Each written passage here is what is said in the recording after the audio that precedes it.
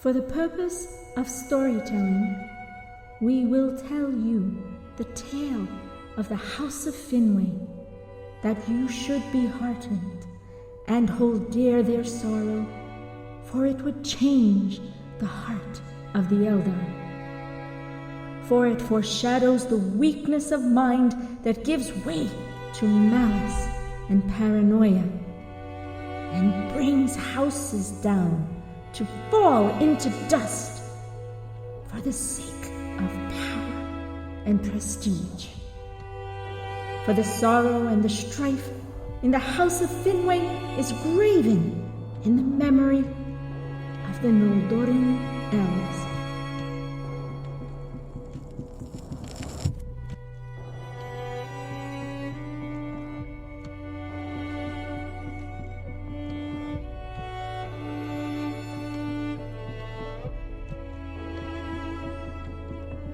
Finwë, being king of the Noldor, would hold no favor from son to son, but did rule Feanor with a hand that was swift.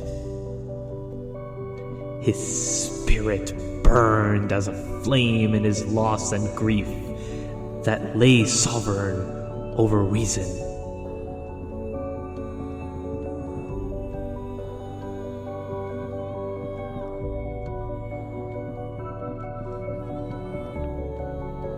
And Feanor grew swiftly in mind, intellect, with a will to forge.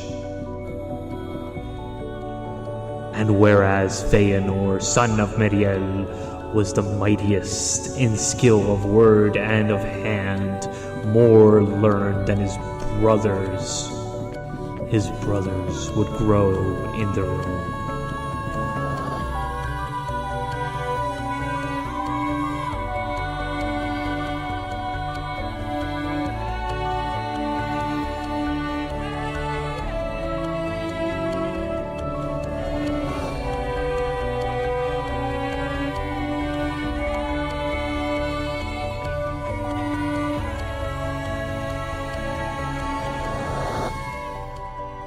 The sons of Finwë with Indis were known as Fingolfin and Finarfin. Fingolfin, whose might and strength was famed, was also known to be steadfast and most valiant. And Finarfin was the fairest, and known to all as the most wise of heart. And Finarfin, being kind and amiable, was also known in kinship, would afterwards befriend the sons of Olwe, Lord of the Teleri, and would later have as his wife Eärwen, the swan maiden of Alqualonde, Olwe's daughter.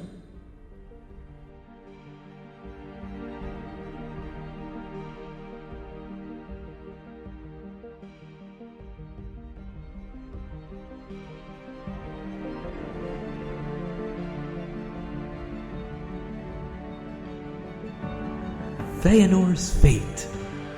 Feanor was tall, fair of face, and masterful, his eyes piercingly bright, and his hair raven dark, and in the pursuit of all his purposes eager and steadfast.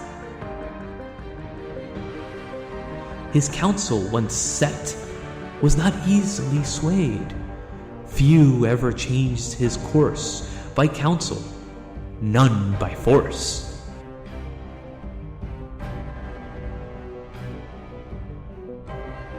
He was subtle of mind, and his guidance was well taken, and for all the Noldor, he was the most skilled of hand and word.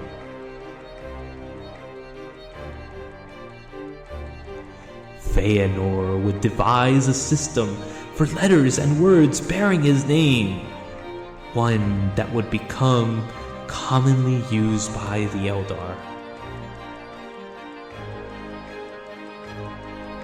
It was Feanor who uncovered the means to translate the brightness of gems, making gemstones that surpassed the brilliance of those from the earth.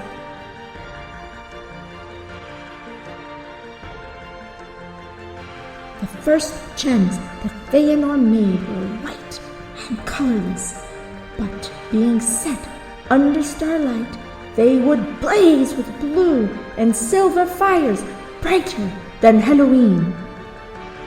And other crystals he made also, wherein things far away could be seen small but clear, as with the eyes of the eagles of Amanwe.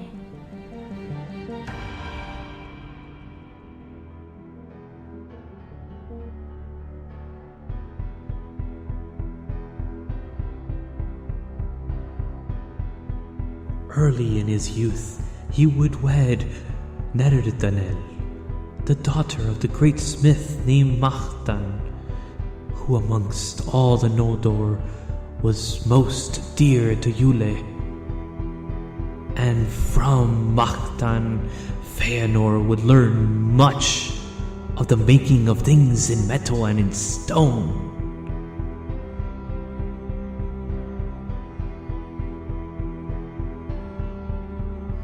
In kind and spirit, Nerdanel was also firm of will, but wanting to know the mind of the Eldar, not mastery, would exercise patience. And Nerdanel, in love for peace and Feanor, would restrain him to stem the fires that burned in his heart.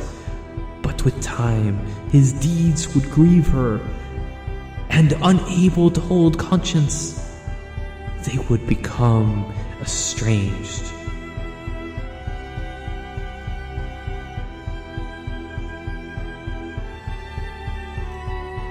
Seven sons she bore to Feanor. Her grief and sorrows, in part, influenced the heart of some, but not all.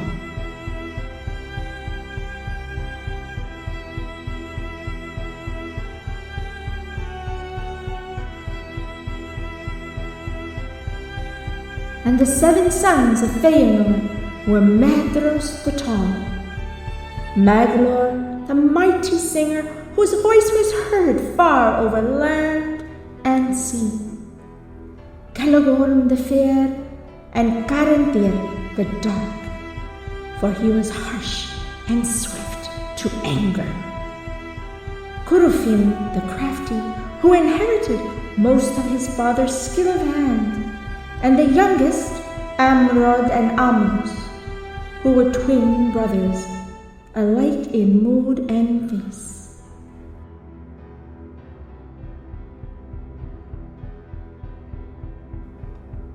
And in days that would come when the Noldor had left the side of the Valinor, Amrod and Amras would become the greatest of hunters o'er the woods of Middle-earth. Celagorm in Valinor was a steadfast friend of Arume, and often followed the Vala's horn, and was given the great hound Huan. Feanor lived apart from them, choosing a life of exploration across the lands of Aman, or busying himself with the knowledge and the crafts in which he delighted. And there he got great knowledge of birds and beasts, and all their tongues he knew, for all living things that are or have been in the kingdom of Arda, save only the fell and evil creatures of Melkor, lived then in the land of Aman. And there also were many other creatures that have not been seen upon Middle-earth, and perhaps never now shall be, since the fashion of the world was changed.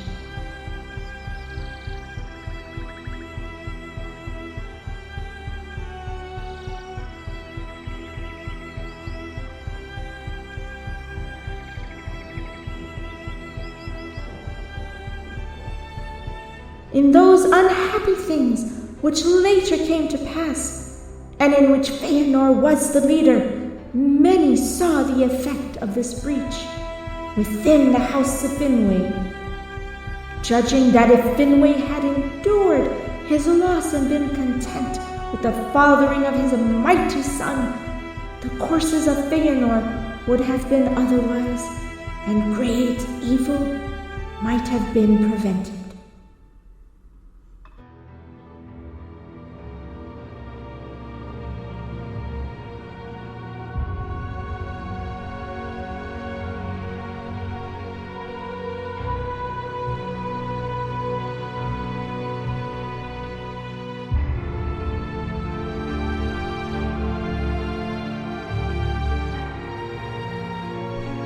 The children of Indus were glorious, and their children would be as well, and in their living would summarize and bear the history of the Eldar.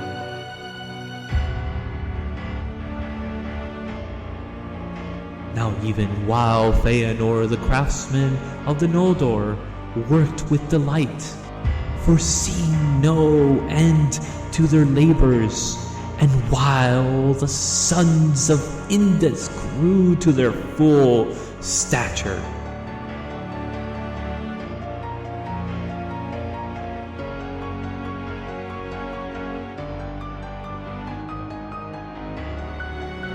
the noontide of Valinor was drawing to its close.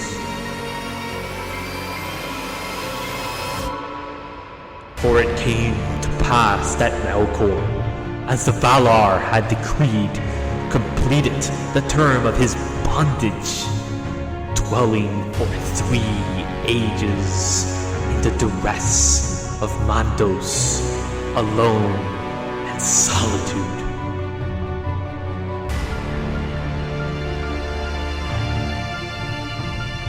At length, as Manwë had promised, he was brought again to kneel before the thrones of the Valar.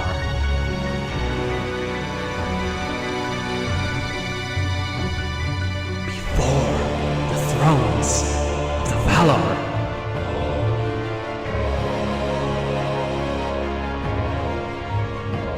Before the thrones of the Valar.